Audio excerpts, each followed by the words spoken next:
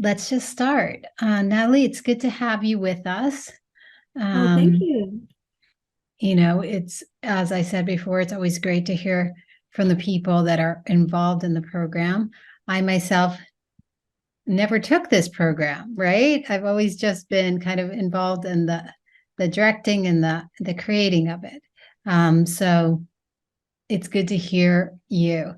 My name is Maria Brackett. I'm the current director of the Spiritual Direction Certificate here at Divine Mercy University. I have the joy to get to know these students and kind of walk with them as they go through the program. Um, and and it is a joy. It is a joy. Just when you think that you've met every type of person and the way that God works with them, you find someone else, and it's always a surprise. So Nellie, why don't you tell us just a little bit about yourself, kind of as an intro, so that people can get to know you a little bit better? All right. Well, thank you, Maria. I'd be happy to. My name is Natalie Jackson. I live in the Charlotte, North Carolina area, born and raised in an Air Force family, so lived all over the US, but settled down in this area with my husband and daughter about 12 years ago. I'm a dame in the Order of Malta, which is a lay religious order of the Catholic Church. And I'm a professional spiritual director, graduate of Divine Mercy University's program. And also, as Maria was saying, I have the privilege of continuing to work with DMU as a faculty member for our residencies. And I'll do a little bit of project work on the side in the secular realm. My husband and I are co-founders of what's called the Eremos Group, named after the Mount of the Beatitudes. And we offer spiritual direction, but also leadership, faith-based leadership coaching. Great, Natalie. And I hope that you can explain that a little bit further on, just kind of like where the program led you to. But Definitely. let's just get started. Okay. Um, so what was your experience in the certificate, Natalie, just in general? I know it's a The little bit word hard, but let's start out with oh, a general question. general's good. Words massive blessing come to mind. My experiences was just blessed from the beginning to the end of the program. Um, Within the program, I really gained a profound awareness, just like St. John the Baptist, that I must decrease so that the Lord can increase. And that was very profound for me. In fact, that concept took me into my first residency, where my very first practice session with a holy priest. I had a profound experience where I really truly felt like I needed to decrease so the Lord could increase. And that's really kind of what spiritual direction is all about. So it was very transformational for me personally. And just, um, like I said, massive blessing. So how did you know, were you thinking about becoming a spiritual director? What drew you to, kind of how did that come about? And then what drew you to this program in particular?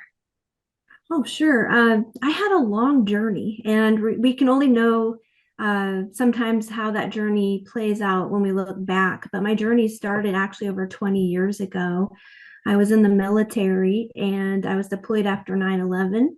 I was thinking at the time about going for a master's in leadership, but I got deployed. And one of my roles in the military was to sit with people and kind of dig in a little bit and help them navigate whatever they needed to navigate. So I met someone in the desert when I was deployed whose mother actually I have now come to understand was a spiritual director, and it planted this seed on my heart. So I actually came back from the desert. I changed my major to a master's in community counseling, pursued that, and then just used that in various ways over the years, but ended up working at a Catholic church in South Carolina in professional ministry. And that was where that seed started germinating, I think. And as I was transitioning from that parish during the pandemic, our priest was talking about how the Catholic Church needs good spiritual directors. And so that placed that on my heart, and I prayed about it, talked to my priest about it. Father, should I look into this? I love to walk and journey with people in their faith. And the Lord brought me to a more serious discernment of programs. So, and I started, of course, like most people do on the internet. What are the programs? What are they all about? And Divine Mercy really stuck out to me because of its amazing marriage of the human sciences and theology. It was everything I thought that it should be. So of course I asked my priest to help me in that discernment process, and he had just such high regard for the university. And so that, and the more and more I looked into it, I'm like, this is the one. This is the one. It felt right to me, and the Lord led me to that after a lot of prayer and discernment. So again, I think that I felt the program was very solid. I felt like the faith, reason, and action of the program were appropriate. It brought me back to John Paul II, who was talking about faith and reason, those two wings on the bird, and how that bird's not going to fly that action without both.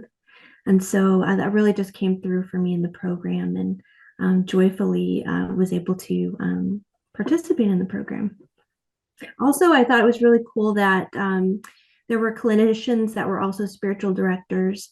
And so I felt like the students had an added bonus that some of their instructors were also clinicians. So that just, when it came to the skills and the techniques that we got to practice, that made it just feel like a cut above the rest. Hmm. Yeah, that's so true. Since the Divine Mercy University is a graduate school, primarily it was a graduate school created for the human sciences, mental health professionals, right? And really, but as a Catholic graduate school, has always wanted to see how to take, kind of what's core of the university is the understanding of the human person that they've worked on for ever since it began. So they've always had in mind first to bring it to the mental health field, but then to bring it to other fields, because basically it's a synthesis of the Catholic Christian understanding of the human person, right? What they call at the university the meta model, but it's kind of just like the big picture, right? And so the spiritual direction certificate was built on that framework, or within that framework, on that foundation. And like you were saying, Natalie, because Thomas Aquinas says grace perfects nature, right? Or grace fulfills, completes, right? So the nature, that human nature, it's important as a spiritual director to understand it. So that's what we try to do at the university, is weave together an understanding of that. Who is the human person, and how do they flourish, and how are they healthy? And then as a spiritual director, what are you trying to help them do? That's why I love this little tagline of our program, helping others flourish in their relationship with the Lord, right? Because mental health professionals help people flourish in other relationships, and in their own emotional world. But really, the spiritual director is someone that walks along with someone, helps them to grow and really flourish in that relationship with the Lord. Yes. So, well, we'll talk a little bit later about how you thought about using your training and how you've used it, right? And maybe you already touched upon this, but what did you find most helpful about the program? What did I find most helpful? Well, there were many things. One thing is I really found it helpful that the curriculum was a blend of contemporary writing as well as the classic writing of our church, our saints. And so it was that blend of the two, which made it, the church is ever ancient, ever new. And I felt like the program really captured that. And I found that personally very helpful. I also found it helpful to just have incredibly accessible instructors. So our instructors for the courses were so passionate about spiritual direction, about our Lord, about DMU, that it really showed, anytime I was going for extra support on a particular topic or wanted to expand in some way or area. So the accessibility of the instructors really kind of flowed over to the students as well. So what was very helpful to me is that really from the beginning, it was a community. And so in growing in that self-awareness and all that interior work that has to happen in a person who's pursuing spiritual direction, it made it a lot easier with that support of the community. So I found that to be very helpful. And also I found it to be very helpful that the program was very progressive in the sense that um, you start getting to know yourself and the Lord first, and you're doing that interior work and really discovering, and that makes you a more compassionate spiritual director. As you do that interior work, you start branching out to others, and so it's a very holistic program. So I thought that was helpful to start out with that interior work and move outward from there. Mm-hmm. Well, there's a lot of different topics that you touched upon there. But yeah, it definitely speaks to just kind of how we kind of created the program, trying to really do it in a very thoughtful way. We took about a year and a half to create it. And it's funny that you talk about how accessible the teachers are, because it's basically an online program, right? Mhm. And you do come to and have those 2 residencies here in Virginia. We can speak about those a little bit later, but the instructors are really, coming to you and interacting to you on an online platform. Yet you felt them present, which is great. I love hearing that. Yeah, absolutely. I think you said it very well. Like, you wouldn't think it would be that way, but it so was. And so, we had one of my instructors was in Spain, and I needed to speak with her about something. We set up a Zoom meeting. We talked. Anything that was needed, I was able to reach instructors really well and felt very supported. And so when we did the in-person residencies, it really was just cool to see everybody in 3D. Otherwise, I already had that community feel, and I felt very bonded to the university because of the human interaction. So I think the university does a great job of bridging the gap between being there in person and the virtual world. And it's so funny. So this just leads me into the question about like the bonding with the other people in your cohort. What was Yeah. that like on an online platform and things like that? Um, it was amazing. The the beautiful people that were in my cohort, and which I've witnessed now as an on the faculty side, also just watching the students, the people that God draws to the program, just they become close very quickly, because you're learning how to be vulnerable, and you're learning about the importance of vulnerability with the Lord, and building that rapport so you can be vulnerable with a spiritual director. And so my cohort and I became like a family. And, we had our first residency. If everybody's familiar with WhatsApp, we all put ourselves on the WhatsApp platform. And it became this virtual community. We would work together physically. And to this day, I've graduated from the program last year.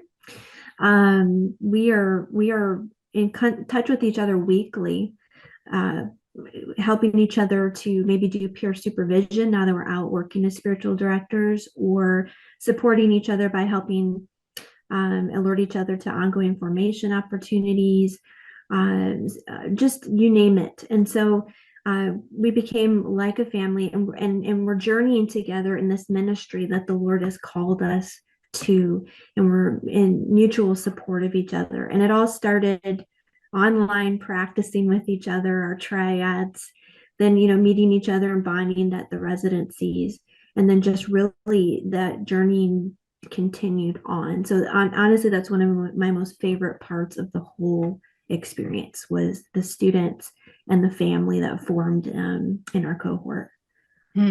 Yeah, and that's great. Now, as a spiritual director, that you have those peers and that support that are, a group, a community that's kind of spread all the way through the United States and maybe even Canada, right?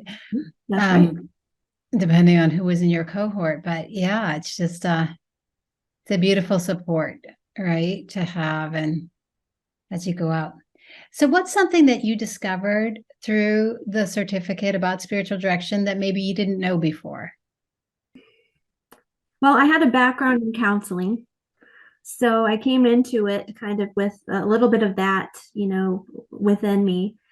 And yes, obviously built on some of those techniques, but I think what really, so I guess I discovered was how much we're invited as spiritual directors to surrender to the movements of the Holy Spirit. And so the Holy Spirit is the real spiritual director.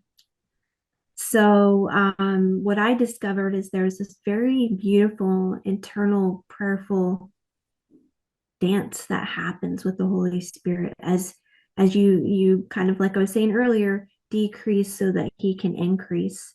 And so I discovered uh, what that was like, and I don't think I would have initially known what that was like going into the program. Yeah, So that right. was really cool. Something you have to experience, I would think. Mhm. Yes, yes. Now, what was the most difficult for you? Whether it's something like logistically or, maybe in the content or whatever. Was it, what could you say was the most difficult or challenging for you in the program? um I know this will sound funny, but not being able to study more. So for me, it was so enjoyable um, that the other responsibilities of life.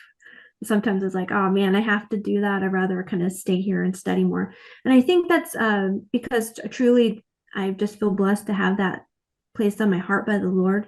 But I think also just the seriousness of what spiritual direction is. I mean, you are a servant of prayer as a spiritual director. You are getting to journey with someone as they try to connect with the Lord, and those topics vary from very positive to very difficult. And so I don't want to say the gravity, but the importance of really learning what I'm supposed to learn. It was difficult for me to feel like I had enough time, but I think that's also just a matter of faith too. So the program gives you plenty of time, uh, but I think that probably the hardest thing for me is I would have devoted even more time to my studies. Mhm. Yeah, so let's talk a little. Let me see. I think I might have a slide about this, about what we talk, just some things, but the way that the course works, right? It's an online, and there's 6 courses to the certificate and 2 residencies. And the 2 residencies are actually like one residency is at the end of the 3rd course, and the other residency is at the beginning of the 5th course, right? And then you've got the 60 practicum hours, which are, seeing people in spiritual direction and receiving supervision within the courses themselves. So the timing, when you talked about the timing, well, there's the residency slide. Let me get, but when you talked about the timing, it just reminded me, basically you're going through 3 courses a year, right? So you do, I don't know if people understand when you say like the timing, that there's a good space between each course, right? Did you find that was helpful for you? It was helpful for me actually because then, I went through the course and went through the material, but then in those breaks, I was able to deepen in the material. And so I did find that to be very good because there's so much depth within each course, and you just want to soak it in as much as you can. So, Mm-hmm. yes, the spacing of the courses helped with that.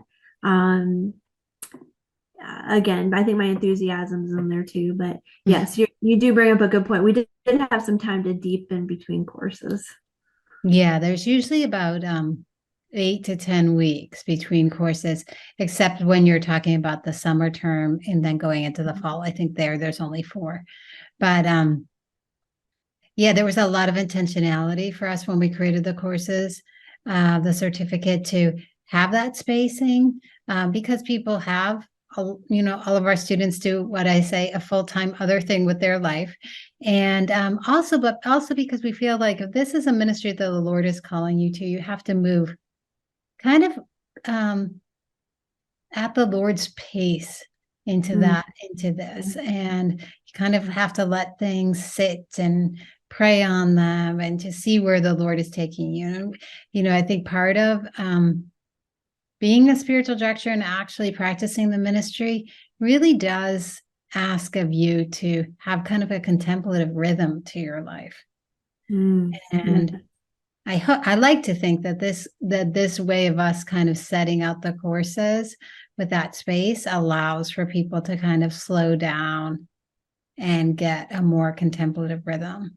I know as a spiritual director, I'm always besides having my time of daily prayer and connecting with the Lord, bringing my directees to prayer, praying for them. Mhm. Anything you want to add about that, Natalie? No, just completely agreeing with you about that rhythm. Mm-hmm. So let's talk a little bit about the residencies, Okay. because that's a special element in the course, and there's two of them, and they come, as I said before, in the end of the third course, and then at the beginning of the fifth course. So basically, you're doing one a year, and when you're going through the program. Now, these residencies, you come here to Sterling, Virginia, you arrive on a Wednesday evening and you leave Sunday lunch.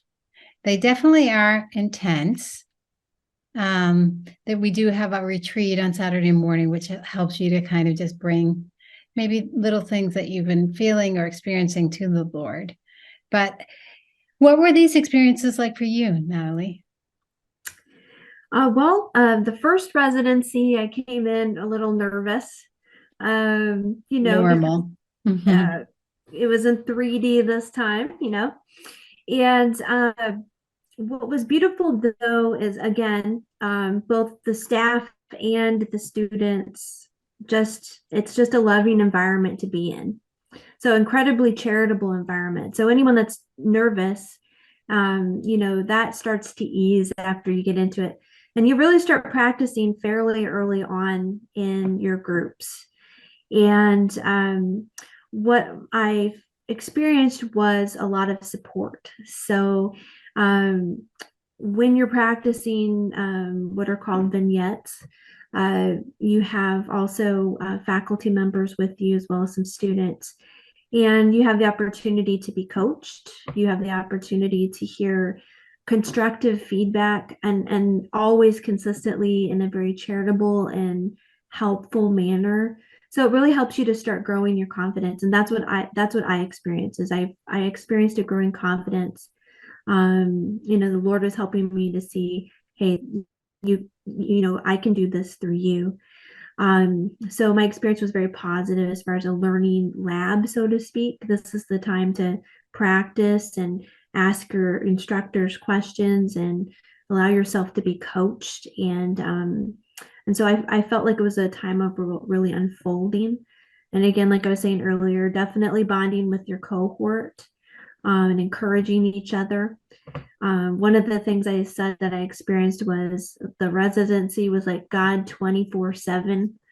And I loved it. I told my husband, I'm like, I found my people that could talk about the Lord all the time. So it was fun in that regard as well. So it was definitely an unfolding and time of camaraderie and support. Mm-hmm. Great descriptions. And as you can see here in the pictures, these are some pictures of the cohorts that have gone. And there's just, it's just a real mixture of people, that's for sure. Men and women, religious and sisters and priests and deacons. The deacons you probably can't identify as well because they're not, and they're clergymen here. But yeah, so just a beautiful time. And as Natalie says, just, actually getting to know your cohort and your instructors better, and the university, and getting that opportunity for in-person learning, which there's a lot you can do online, but the skill training just to kind of hone those details and everything, and actually and do just like Natalie was saying, that constructive teaching. We really feel like that needs to be in person.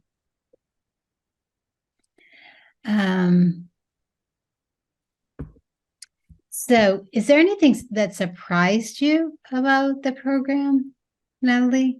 Whether as you were going through it or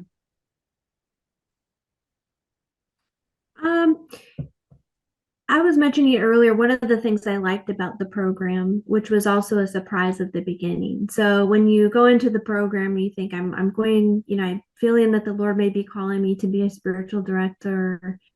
I think a lot of people come in saying, Lord, you're going to use me to help. But what you really again start doing is you do a lot of interior work, and you gain a great deal of self-awareness, and there's a great unfolding of spiritual growth for the student. So I think I was surprised at just how much of that there was, and then looking back, it was obviously an awesome part of it, which makes us all better spiritual directors. But I would say that was I was surprised at how much I had to actually focus on myself because I came with an outward thought, but I totally see the value in how that was laid out. yeah, definitely. There is definitely that thread of building up the self-awareness and self-knowledge, right? So that you understand as a director what you might be bringing to the conversations. Maybe the lenses, the triggers, we're human beings too, and getting to know yourself and deepening that relationship with the Lord is a really important part too of spiritual direction. Being able to, all the time become a better instrument, so that really what we're able to give is the Lord and his mercy and his love and his, the listening ear through as ourselves as human beings, but probably trying not to pass along too much of our limitations or weaknesses. Although sometimes the Lord works and through everything. I always say he's pretty ecological. He doesn't, nothing is garbage for the Lord. He knows how to use everything. I like that. So, what would you say to a layperson? You're a layperson, you're married, have a family. What would you say to a layperson looking into the program? I know that some people wonder, like, can I be a spiritual director if I'm a layperson? Isn't this just for priests or nuns? And it's definitely beautiful priests and nuns because they have a beautiful formation and spiritual life and that they bring to it. But Yeah, what would I say to a layperson? Well, I would say if you're looking for a great program, look no further than DMU. Um, I would say go towards the program with an open heart to what, to the Lord, and see it as a process of discernment. So you may go into the program, and that may or may not be the signal that you will be a spiritual director. There's kind of some ongoing discernment that happens in the program, both on the part of the student and the school. And so just have that open heart. Lord, you're calling me here. Whatever you do with this is good, is good. And I would say that as a spiritual director, or as a layperson considering spiritual direction, think about the holy priests that you will potentially get to support. Say the Lord has you go through the program and you are a spiritual director. Our priests are so wonderful. I worked for a wonderful priest for 3 years, and I saw the intensity of his ministry. And so many people were craving spiritual direction and wanting spiritual direction. Pope Benedict said in 2011, he encouraged everyone to get spiritual direction. All Catholics, the church has encouraged it almost from the beginning. But the availability of spiritual directors from good, solid programs is not going to match the population that could need or want spiritual direction. mm-hmm. So for a layperson, think about how you could support your parishes, our holy priests in this ministry, how you can be an extension of that, and open your heart to the joy that that can bring. So you would get at DMU solid formation under solid expertise, caring instructors, caring community. There's so much wrapped up in it. It's truly a humbling honor to be able to serve as a spiritual director. Mm. Beautiful. Well, I see some questions are coming here, and I just want to make sure. So Sharon, you want to know how long the program is. So the program is it's 6 courses, and you take usually 3 a year. You can take a break if you need to. Sometimes there's something that happens and someone can't study one of the terms, right? But it takes you usually, if you go through the usual pace that we have, it will take you 2 years at a rhythm of 3 courses a year. Those courses are 8 weeks long. So we're not talking about tons of time. We're talking it altogether 24 weeks out of a 52-week year, right? So that's kind of the pace. And then I think someone was also asking about the cost. Any questions that you have, just put them in the question and answer. And then I can make sure that we get them answered. So the cost, I have a slide here that shows that. So each course costs $800, each of those 8-week courses. And then when we do have a residency, they have a separate cost. So each residency costs $1,100, and that covers the hotel, your food, materials, the teaching. You're just responsible for getting getting to the school and getting back home, and 3 dinners, but everything else is given to you there. So all in all, the certificate costs about $7,000. If you do need to continue on in practicum because you're finishing your practicum hours after you finished a course, you can do that. It's $100 a term to get supervision. And if you're just going to continue in practicum and you already have a supervisor, it's just $50 a term to keep yourself enrolled during that time. Let me see some of these other questions. Are there any scholarships available? Not really. You will see on the website of the program, if you've gone there, we do have a pop-up that asks people to contribute to what we call the SDC grant fund. And basically that's a fund that we've set up that if people give to it, we try to give it to students. As much as comes in is as much goes out. Right now we're at 0 in that fund because we have given it away, and we try to, use it to help people to defray costs. So that's something that is offered. But there aren't any other scholarships. And sadly, because it is a certificate program, it's not even like that you can use, if you've been in the military and you have some a GI Bill or something like that. It's a certificate, so it's not covered by that. So what we do say, is if there's a community that you're thinking of serving or that's asking you to get this training as a spiritual director, is to, see if they're willing to pay some of the course and you to pay the other part of the, certificate. Some of the parishes have done that. They sponsor people, or if you're a part of an ecclesial movement or organization that's asking you to get this training, sometimes they'll come forward and either pay for it in full or help you out.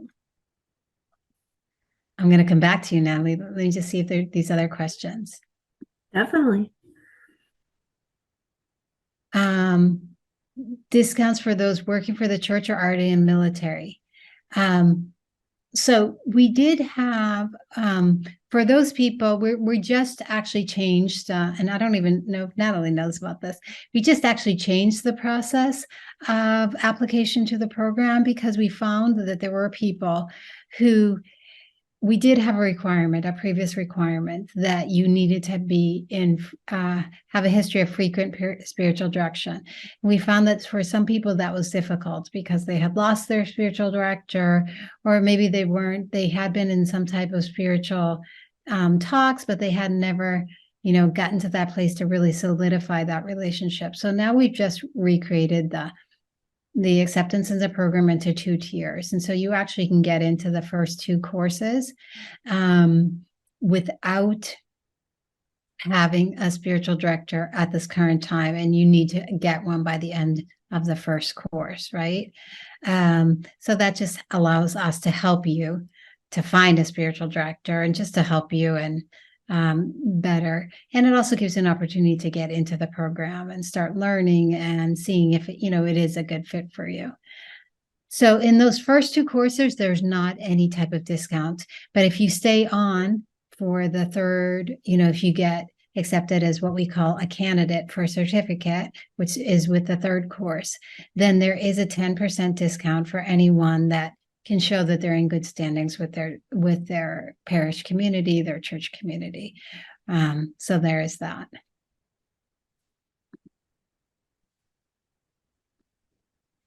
And is having a degree required? No, you're not. There's not any requirement of degrees to enter into the program. There is an interviewing process. There is a application process.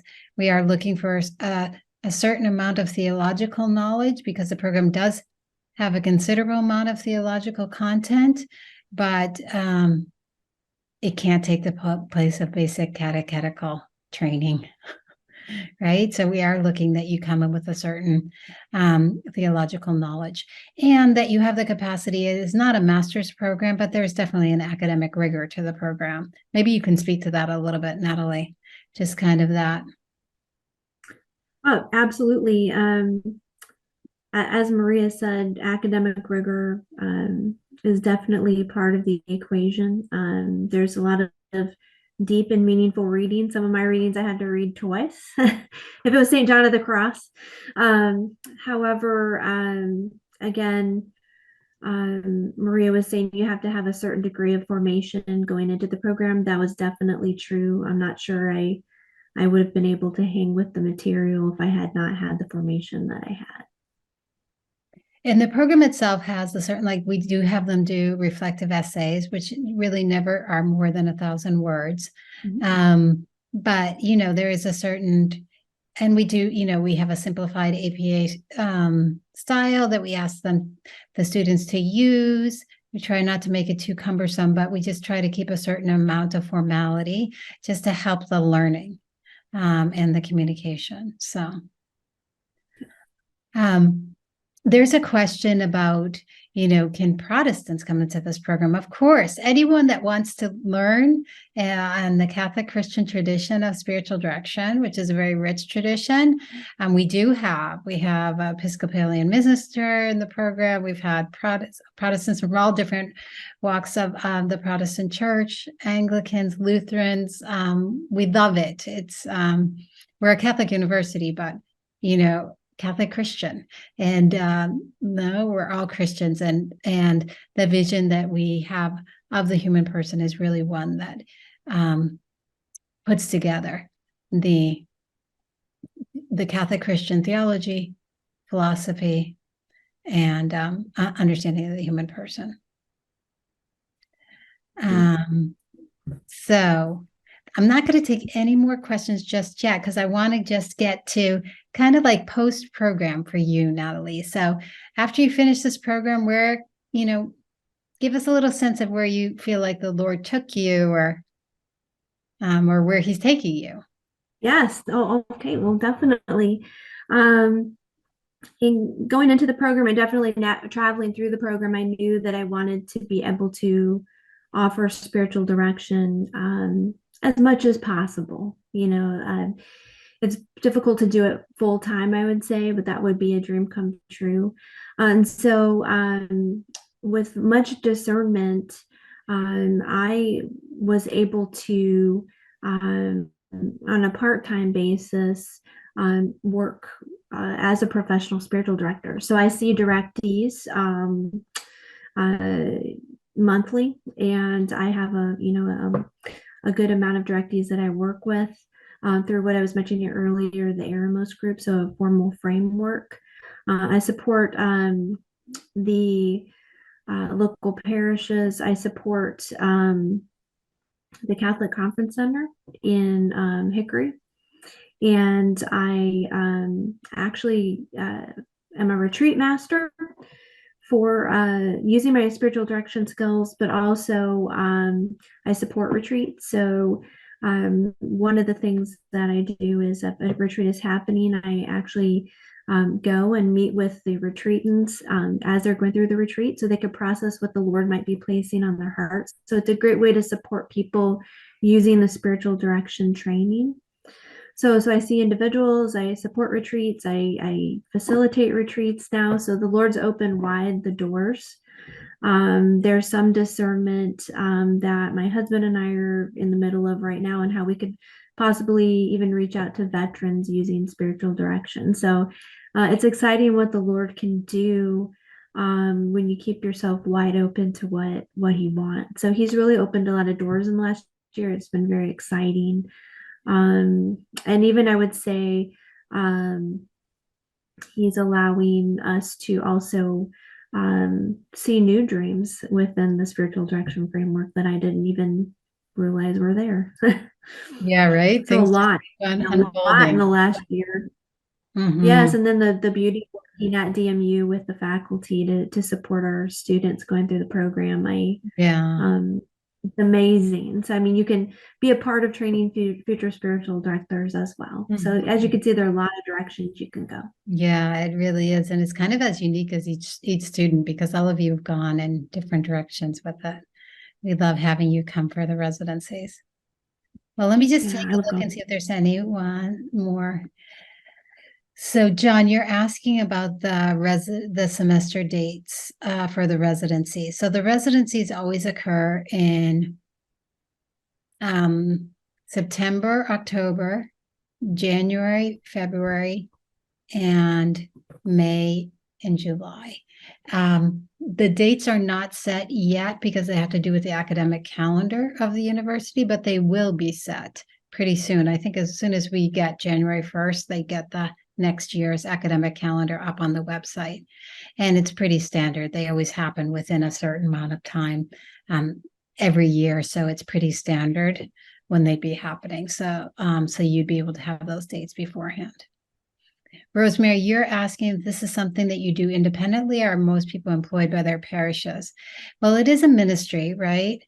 So some people do it for free. Some people charge money. Some people work within the structure of their parish. We in the program teach that everyone needs to be attached to a faith community, right? And work under the authority of the leader of that faith community. So we train you, but we don't send you, nor do we kind of work with you because we don't work on a local level, right? So, you need to be attached to a faith community that you're serving, right? The gifts of the Spirit are given for the service of the community, and there's always an authority there, right? Within any type of faith tradition. Terry, you asked about the practicum. The practicum is 60 hours, right? So it's 48 hours of seeing people in spiritual direction and 12 hours of supervision. Those 48 hours of seeing people in spiritual direction, these are directees that you find. We kind of work that, through that. We take little steps as you go through the program so that when you're ready to start seeing people in the 5th course, you have some of that lined up already.